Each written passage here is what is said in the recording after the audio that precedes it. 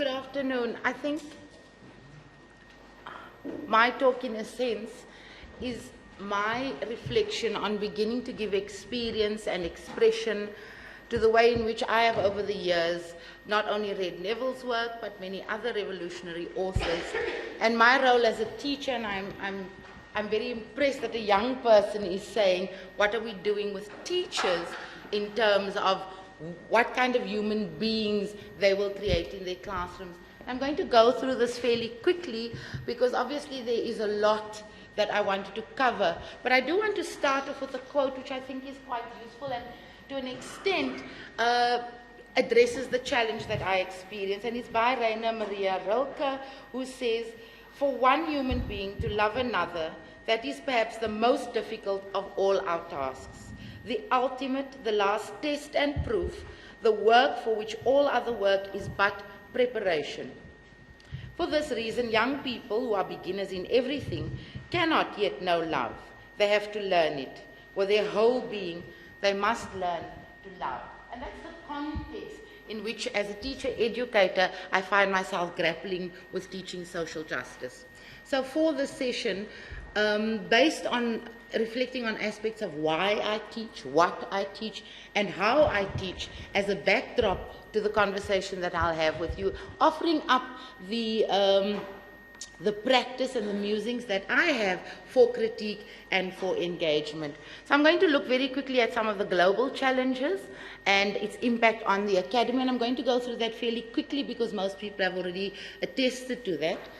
And then offer up an alternate way of educating towards a more imaginative, integrative, holistic, and wisdom-based form of education. Now, at UJ, when I raise issues of love and of wisdom, there is always a raised eyebrow, and I imagine that there would be some of that here as well. Give me a moment, I will get there. I also work with an epistemology of love and posit the notion of learning as wisdom building, as purported by people like Tobin Hart, initially starting off with a pedagogy of depth and how, as Neville always spoke about, theory alone wasn't enough. Practice is, in a sense, the expression of that theory.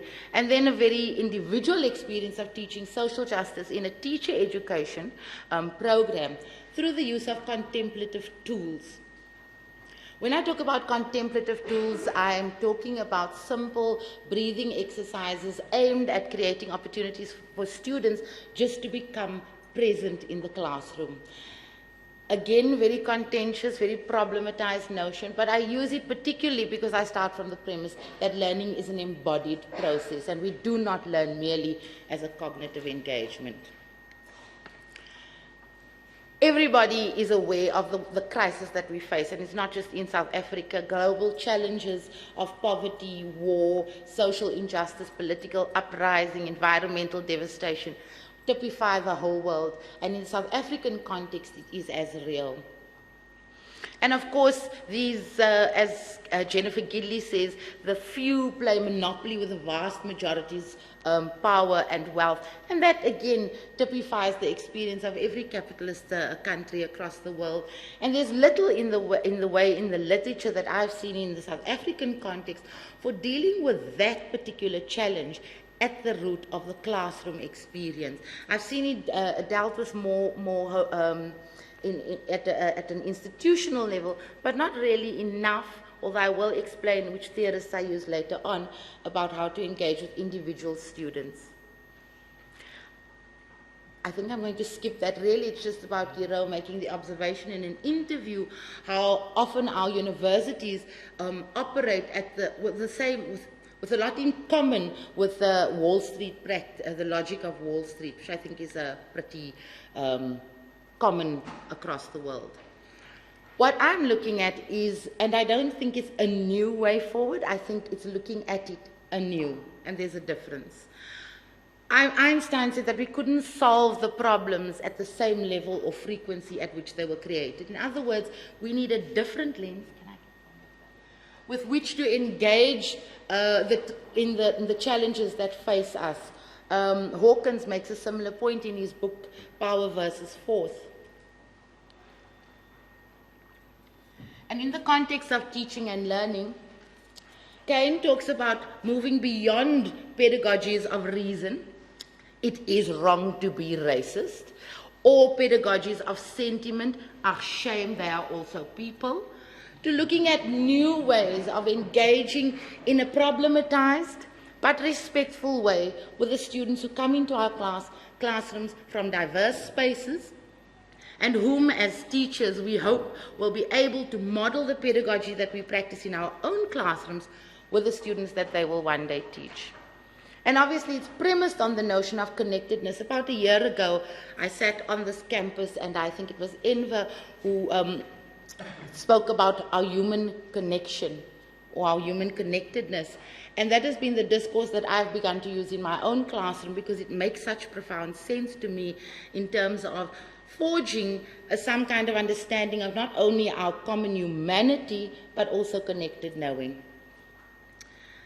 Emerging themes in the literature, not only in education, around issues of contemplative and anti-oppressive pedagogies, people like Roxanne Enge, Deborah Orr, and also integrative education as posited by Arthur Zajonc, Parker Palmer. Most people in education will have heard of him, who talk about an integrative approach to education that aims to think the world together rather than think the world apart, which is currently, I think, the dominant form of thinking about education. More emerging themes around holistic education and the S word, the dreaded S word in the academy, spiritual. The idea that there is more to human beings who sit in our classrooms than just a mind with which we have to engage. And that notion not only of embodied consciousness, but also looking at teaching the whole student. Elizabeth Tistel has written quite extensively around the notion of spirituality and culture, for example. And then Tobin Hart, as I indicated, is writing around wisdom and wisdom building, learning as wisdom building. In the South African context, Keert Zinn and Porteous writing around humanizing pedagogy.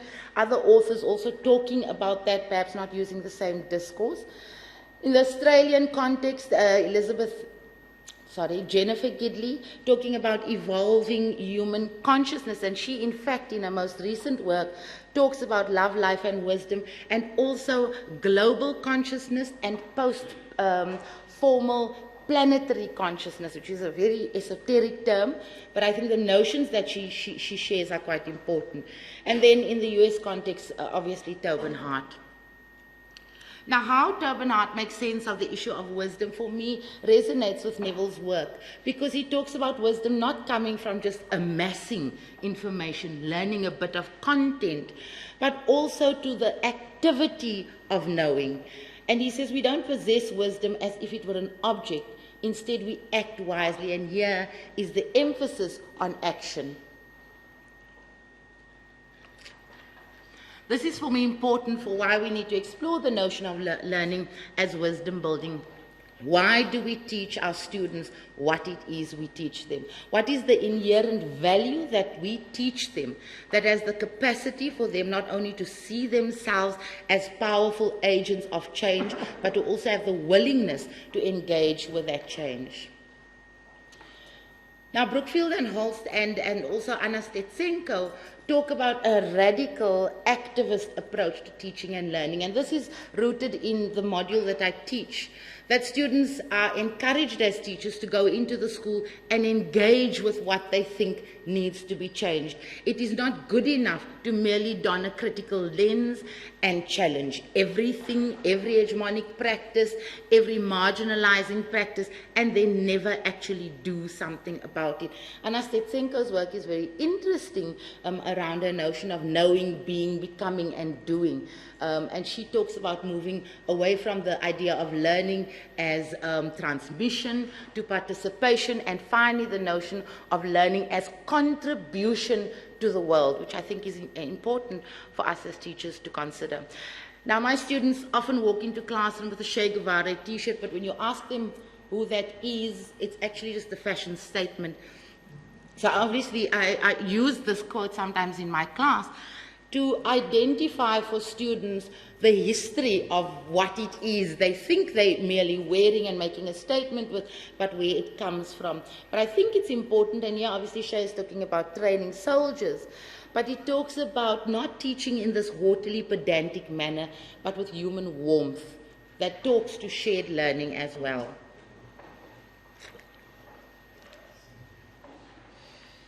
I define teaching in my context as narrative sharing. As teachers, we share the stories, the narratives of our discipline, the activities in our discipline, whose knowledge gets valued and whose knowledge is validated, and whose knowledge is sometimes dismissed or silenced, particularly in the academy. It's for this reason that I think service learning offers for our students a particularly valuable opportunity to engage with generally the more silent forms of knowledge that is not often valued and validated within the academy, and that is the knowledge of communities. I think it was Leslie Lagrange who said it's not good enough to teach our students just about communities, because that's hypocritical.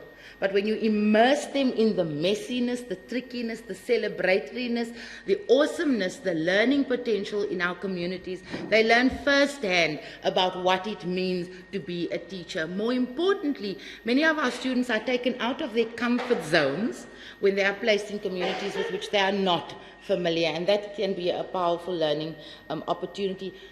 However, many of our students find or seem to be in a very difficult space and often pathologize the other. When they describe their service learning experiences, it's them. There's an us and a them, and there's a disparity, a separateness, a lack of connectedness in terms of how they define not only their role as teachers, but also their connection with the students that they will one day teach. Now, when we talk about narratives, we're also talking about sharing our particular stories, and this implies voice. And I think voice is a very powerful aspect as part of teaching and learning. O'Reilly talks about practicing deep listening. And by the way, she's very scathing of academics, because she argues that we merely listen long enough to construct a counter-argument. And we never really wholly listen to people and listen our students into existence. So we use the notion of troubling conversations, or as Neville spoke about, difficult dialogues.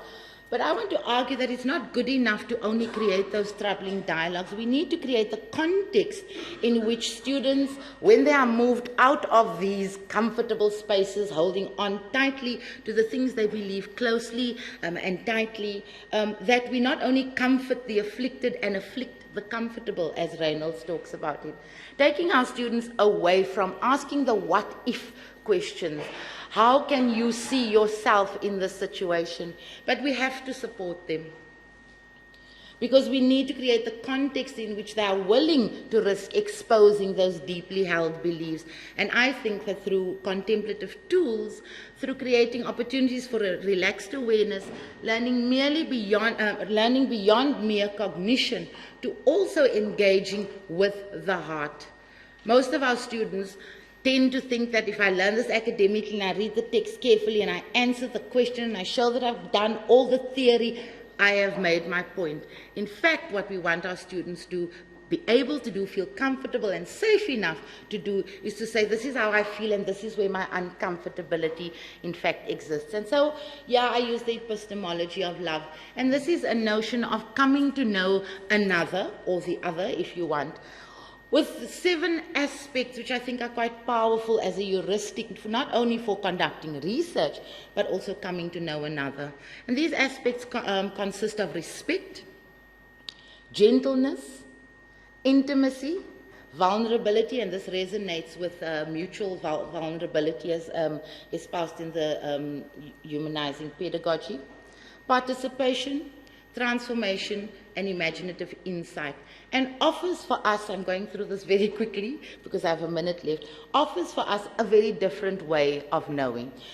A way of knowing that creates opportunities for when we imagine what the world could be like, we do it with a different kind of understanding, beyond the scientific, rationalistic way of addressing, market-driven kind of way of addressing what success for human beings means, but really is celebrating and honoring our human connection. And finally, I want to just mention Gidley's orientation to the idea of a rehumanized future, where we practice a different way of knowing, a connected way of knowing, where we can courageously envision a different future to the one that we currently have now, through narrative sharing, where we look at shaping a future, a raceless, a classless society, where we change the values and spirituality, which is characterized by issues of connection and awareness and consciousness, rather than religious, which is often what people assume, and working intentionally for social equality, diversity, and community participation, where we can envisage a life as peaceful and a communicative world in which there's a re-sacralizing, drawing from the notion of sacredness of both nature and our common humanity. Thank you.